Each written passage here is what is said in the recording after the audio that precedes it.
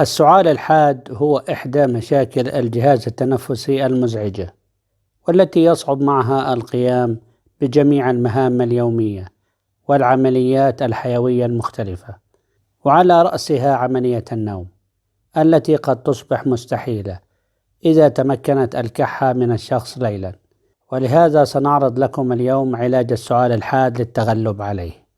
علاج السعال الحاد: هل تعاني من السعال الحاد أو من إحدى أنواعه، الجاف أو الشديد أو المصاحب بخروج البلغم؟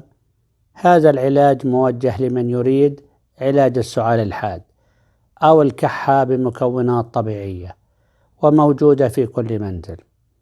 الكمون مع زيت الزيتون لعلاج السعال الحاد: يساهم كل من خليط الكمون مع زيت الزيتون في علاج السعال الحاد، ومن أبرز فوائده يطرد البلغم الزائد من الجهاز التنفسي والذي يزيد من السعال الحاد. يساعد في فتح الممرات الهوائية والشعب الهوائية في الرئتين. يرفع من مناعة الجسم، وبالتالي يجعل الجسم أكثر مقاومة للسعال. ينظف الجهاز التنفسي من السموم المتراكمة فيه. يحتوي هذا الخليط على مواد مضادة للأكسدة تساعد في تحسين صحة وسلامة الجهاز التنفسي. يعالج الالتهابات المسببة للكحة.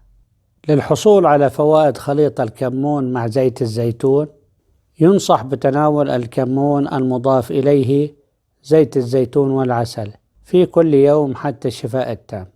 طريقة استعمال وصفة الكمون وزيت الزيتون: لكي تتم الاستفادة من فوائد خليط الكمون مع زيت الزيتون، يتم استعمال الخليط كالتالي: نحتاج إلى عسل النحل الطبيعي وزيت الزيتون والكمون. في البداية قم بتدفئة زيت الزيتون، ثم أضف إليه ملعقة من الكمون المطحون وملعقة من عسل النحل الطبيعي. يتم تناول هذه الوصفة 3 مرات في اليوم، مع ملاحظة القيام قبل النوم بتدفئة القليل من زيت الزيتون وملعقة من الكمون، ويدهن بها الصدر جيدا مع تجنب التعرض للبرد. أضرار زيت الزيتون والكمون: على الرغم من فوائد خليط الكمون مع زيت الزيتون الكثيرة، إلا أن هذا الخليط قد يتسبب في بعض الأضرار الصحية. الإفراط في تناول زيت الزيتون والكمون يزيد من نسبة الدهون المشبعة في الجسم، لأن ملعقة زيت الزيتون الواحدة تحتوي على 120 سعرة حرارية.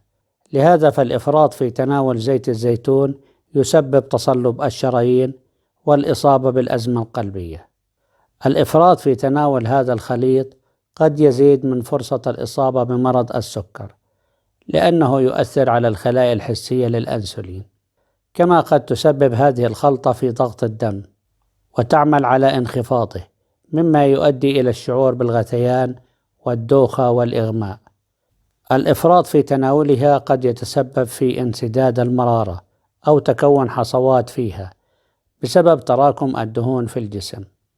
زيت الزيتون من الزيوت التي تتفاعل مع بعض الأدوية وتعيق عملها، لهذا لا يجب تناول هذه الوصفة لمن يعانون من الأدوية المميعة للدم أو أدوية الضغط أو أدوية السكر.